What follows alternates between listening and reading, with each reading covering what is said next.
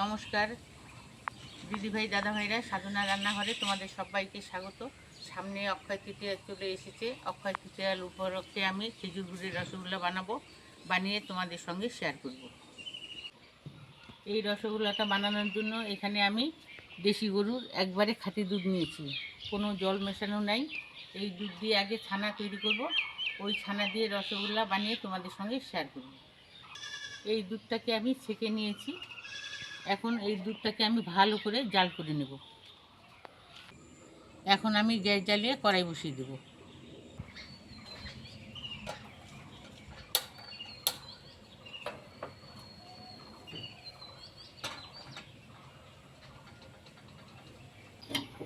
দুধটাকে কড়াইয়ের মধ্যে ঢেলে দেব।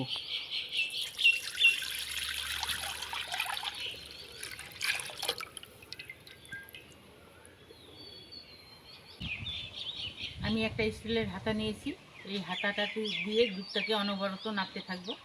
তাছাড়া কড়াইয়ের তলায় লেগে যেতে পারে আর সর পড়ে যেতে পারে, সর যেন না পড়ে তার জন্য আমি অনবরত দুধটাকে নাড়তে থাকবো।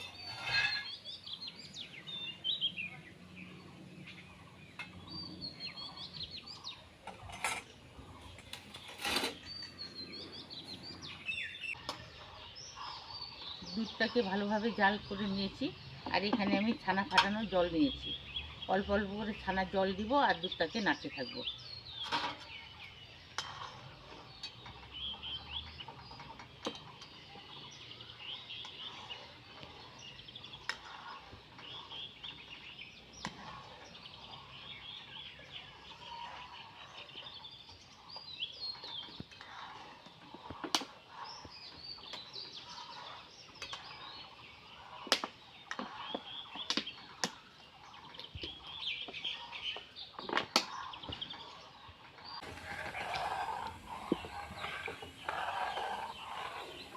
আর একটু ছানার জল দিয়ে দেব।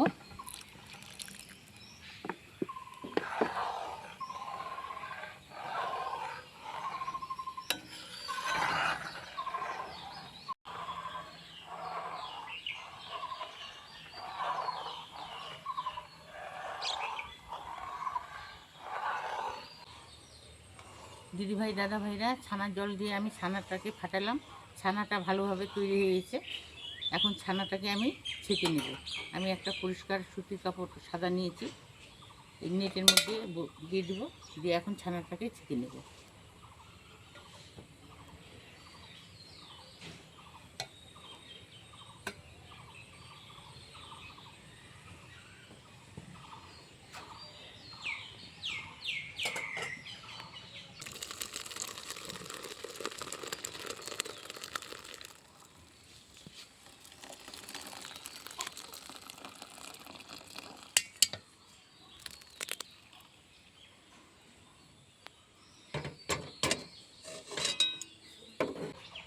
এখন আমি ঠান্ডা জল দিয়ে ছানাটাকে একটু ধুয়ে নেব।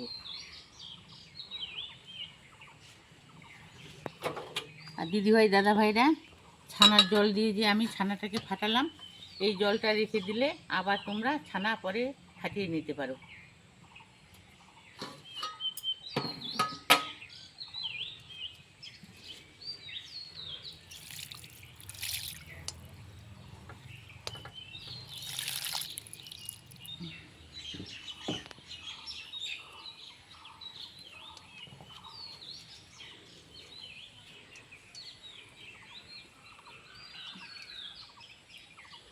ছানাটাকে হালকা হাতে একটু চেপে নেব।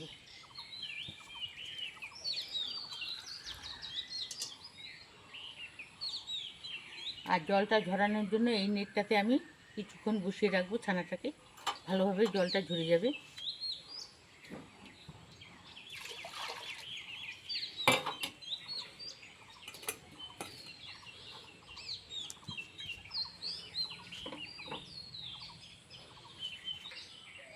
ছানাটাকে ভালোভাবে জল ঝরিয়ে নিলাম। এখন ছানাটাকে আমি একটা থালার মধ্যে ঢেলে নেব।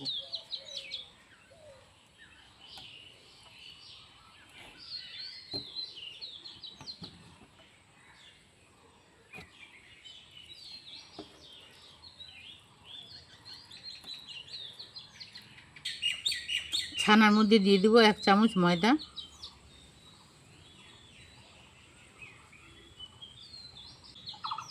1 চামচ সুজি,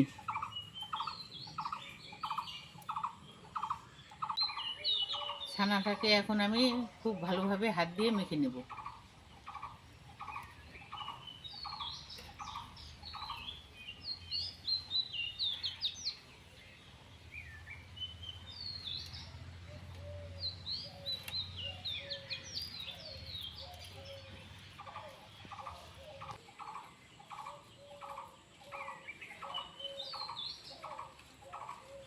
ছানাটাকে কিন্তু এই হাতের তালু দিয়ে ভালোভাবে মেখে নিতে হবে।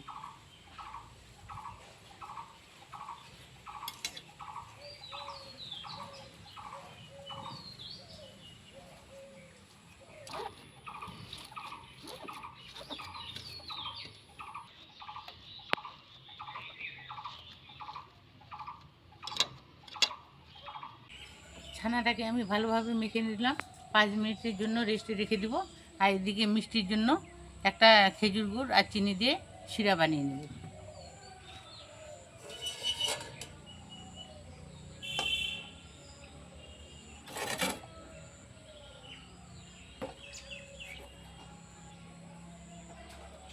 গ্যাস জ্বালিয়ে কড়াই বসিয়ে দেব।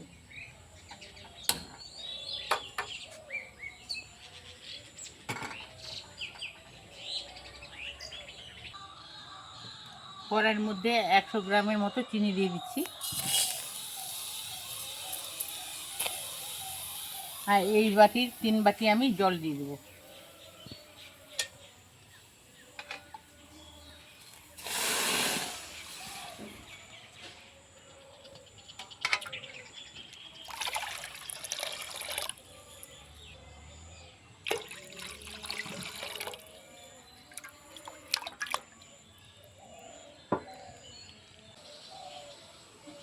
এখন দিয়ে দেবো খেজুর গুড়। এখানে 200 গ্রামের মতো খেজুর গুড় আছে।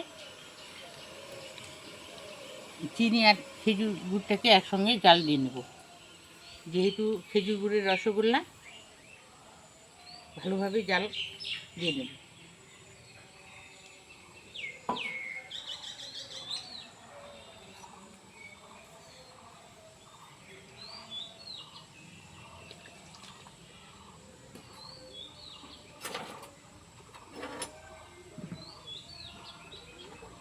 হাতা দিয়ে একটু নেড়ে চেড়ে দেবো।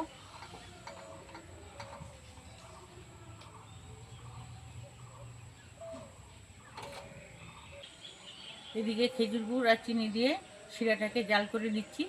আর রসগোল্লার জন্য ছানাটাকে লিচি কেটে নেব। ছানাটাকে আরেকটু মেখে নেব।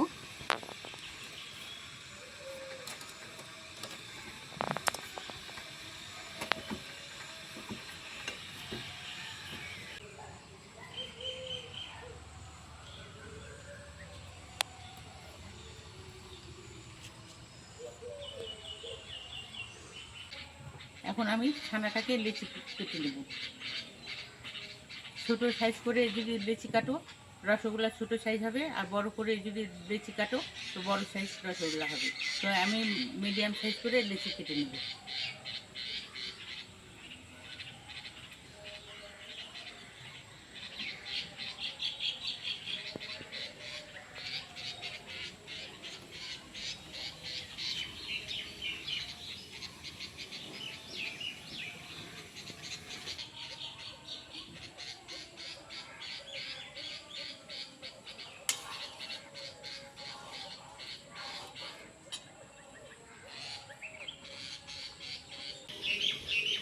এখন লিচিগুলোকে হাত দিয়ে গোল করে নেব।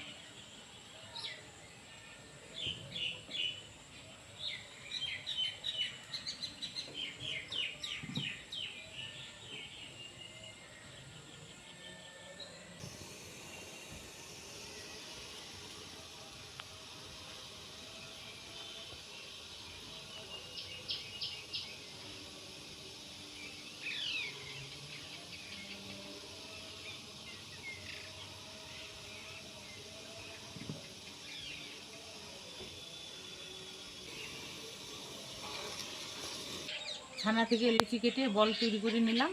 আর শিরাটা ঠিকঠাক তৈরি হয়ে গেছে, বলগুলোকে শিরার মধ্যে দিয়ে দেবো।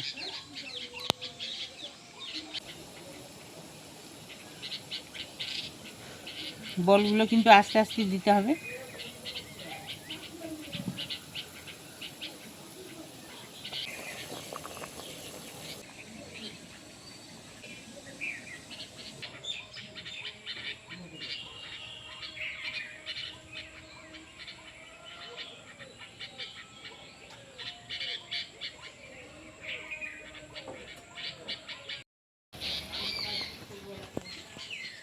দশ মিনিট সময় নিয়ে ঢাকা দিব আর রসগোল্লাগুলোকে জাল করে নেব।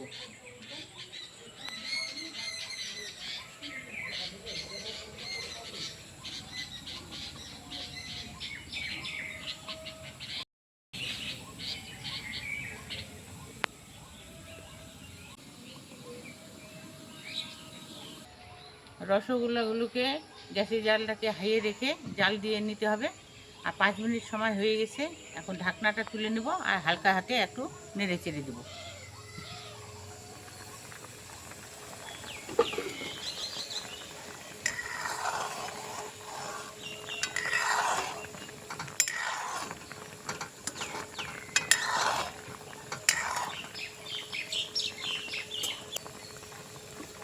আবারও ঢাকা দিয়ে দিচ্ছি।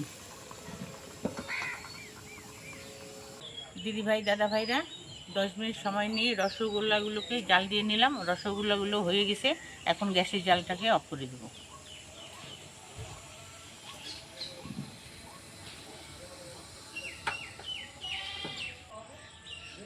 এখন আমি ঢাকনাটাকে তুলে নেব আর রসগোল্লাগুলোকে ঢেলে নেব। আর এই দেখো রসগোল্লাগুলো ফুলে কত বড় হয়েছে, কত নরম আর তুলতুলে হয়েছে। এই রসগোল্লাগুলো খেতে কিন্তু খুব টেস্টি হয়।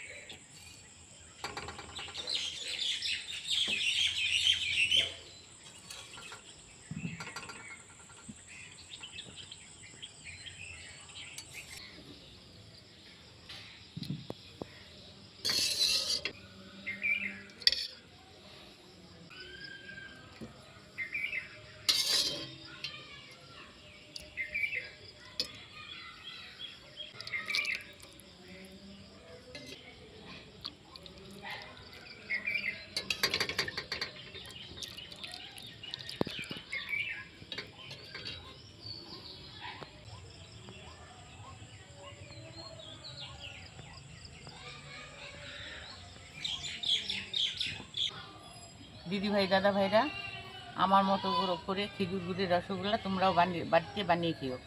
দোকানের থেকেও খেতে কিন্তু খুব টেস্টি হবে। আর এটা কিন্তু খাঁটি রসগোল্লা তৈরি হবে। তো আমার রসগোল্লার বানানোর পদ্ধতিটা দেখে যদি তোমাদের ভালো লেগে থাকে, লাইক করবে, কমেন্ট করবে, বেশি বেশি করে শেয়ার করবে।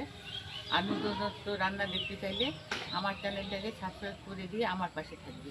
আজকের জন্য এখানেই শেষ করে দিচ্ছি। তোমরা ভালো থেকো, সুস্থ থেকো, আমিও ভালো থাকার সুস্থ থাকার চেষ্টা করবো। টাটা।